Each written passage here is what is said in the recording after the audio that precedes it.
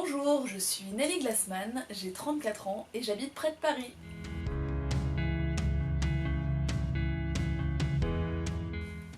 Dans la vie, je suis slasheuse créative, c'est-à-dire que je cumule plusieurs activités par passion. Je fais notamment du web, puisque j'ai travaillé pendant 10 ans pour des médias français, très féminins, lifestyle, et notamment j'ai travaillé 6 ans comme journaliste web pour un gros site de décoration. Je ne fais pas que ça. Du coup, aujourd'hui, je travaille à mon compte.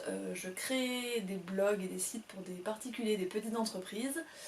En parallèle, du coup, de ma carrière professionnelle, aujourd'hui, je suis à mon compte. Je donne des cours de loisirs créatifs, notamment de tissage contemporain. Et puis, depuis peu, du coup, je fais aussi du design d'intérieur à mon compte.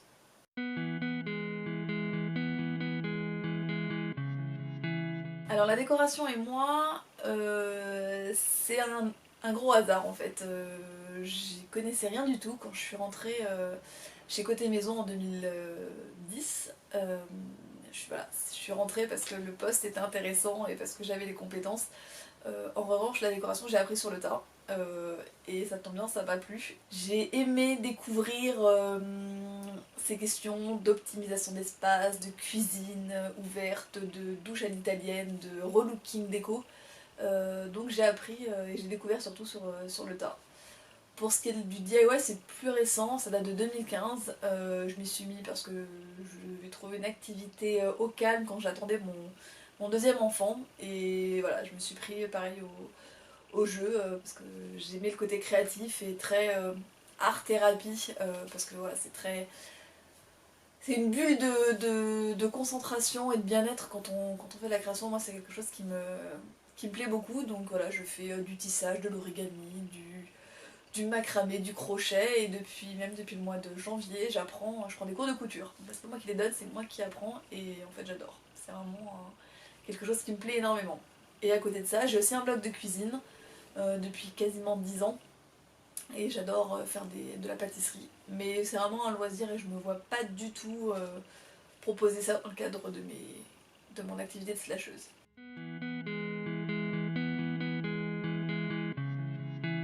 Eh bien, en fait, c'est pas moi qui suis venue à l'Institut de design intérieur, c'est la formation qui est venue à moi en fait par un énorme hasard mais qui est tombé à pic. En fait, en octobre 2018, j'ai participé à un concours sur Instagram. Euh, C'était Clémence du blog Turbulence Déco qui organisait ce concours avec l'Institut de Design Intérieur. Et d'habitude, je participe pas au concours parce que j'ai tendance à me dire que ça vaut pas le coup parce qu'il y a, voilà, il y a assez peu de chances de gagner. Et celui-ci, la différence, c'est que ça m'inspirait, enfin, ça faisait la question qui était posée, c'était quelque chose sur le fait de est-ce qu'on envisagerait une reconversion ou pourquoi ça nous plairait de gagner cette formation. Et ça faisait écho à mon parcours, puisque à l'époque, j'avais pas encore défini vraiment mon activité de slasheuse, et j'étais un peu entre deux eaux sur une idée de reconversion. Et donc, je me suis dit, allez, 100% des gagnants ont tenté leur chance. Et bah c'est ce qui est arrivé puisque j'ai participé, je suis passée à autre chose et puis quelques jours après j'ai reçu un message qui m'a relativement laissée stupéfaite puisque j'avais gagné et ça tombait vraiment vraiment à pic parce que voilà c'est vraiment quelque chose que j'avais envie de faire, j'avais comment dire quand j'ai quitté mon poste chez Côté Maison en 2016, je me suis posé la question de faire de la décoration. Sauf qu'en fait, je me sentais pas du tout légitime. C'est pas parce que j'avais appris plein de choses dans mon métier de journaliste que je pouvais devenir décoratrice. Et en tout cas, c'était pas possible à l'époque, pardon. Et donc là, me fait de pouvoir envisager de le faire parce que j'aurais une formation, voilà, c'est vraiment quelque chose qui faisait vraiment écho à mon parcours et à mes envies. Et let's go!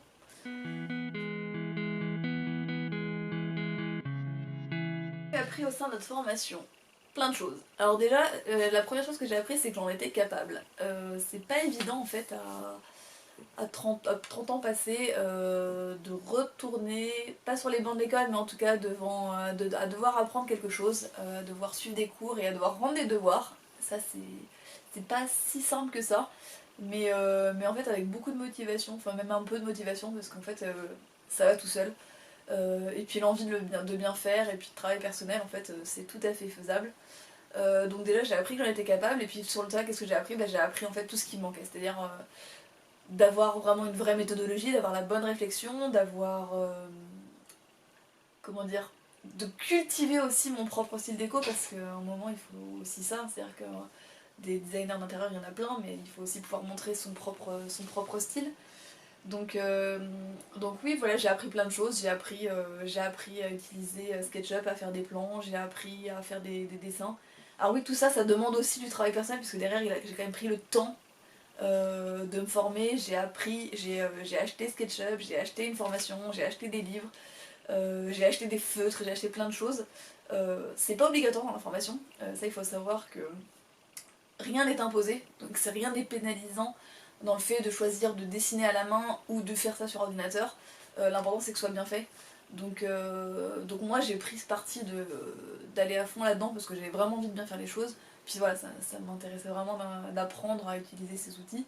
Je continue à me former puisque du coup je suis en train... Alors je vais un peu moins vite, mais je fais les modules supplémentaires. J'ai déjà lu intégralement celui sur le homestaging. Il faut que je rende le devoir, donc là je suis en recherche pas très active d'un cas pratique à homestager. Ouais, ça se dit beaucoup, mais en tout cas pour le relooker dans le but d'une vente. Et puis l'autre module aussi que j'ai imprimé mais que je n'ai pas encore commencé, parce qu'il ne faut pas non plus s'éparpiller, sur monter son business. Il y a un côté un peu addictif à la formation, c'est-à-dire qu'une fois qu'on a terminé les 12 modules, on a envie de rester en fait. On a envie de continuer l'aventure parce que c'est bienveillant, parce qu'on apprend plein de choses, et puis c'est constructif en fait.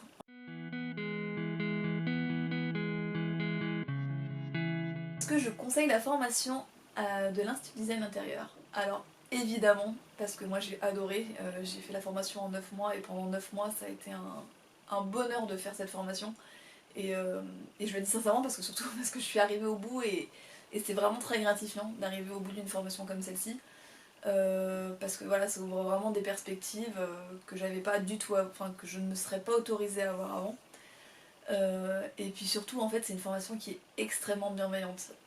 Les tutrices, en tout cas moi ma tutrice qui s'appelle Fabienne était extrêmement bienveillante, c'est-à-dire qu'il y a des choses, quand on rend un devoir, ben, il y a une certaine appréhension d'avoir une notation derrière, une note sur 10. Et puis voilà, peut pas être forcément toujours parfait, et voilà, moi j'ai aimé les remarques constructives, ça m'a vraiment permis de corriger aussi des petites choses que je faisais pas forcément bien. J'ai aussi beaucoup apprécié la bienveillance du groupe Facebook dédié aux étudiants. Tout le monde est à des stades différents de la formation, il y en a qui terminent, il y en a qui commencent, mais voilà, on peut compter voilà, sur l'esprit de groupe pour avancer quand on a un problème, ça c'est vraiment cool. Et puis en plus il y a il commence à y avoir de plus en plus d'archives, donc on peut aussi identifier des conversations un peu plus anciennes pour trouver des infos quand on bloque un peu sur un devoir. Sachant voilà, je rappelle quand même que les tutrices sont aussi là pour aider.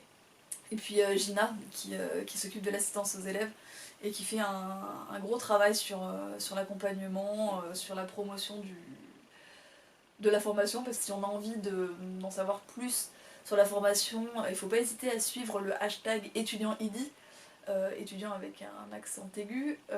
C'est là où en fait c'est le hashtag qu'utilisent des étudiants, donc je l'utilisais aussi et je l'utilise toujours, pour montrer un peu leur progression, leur travail,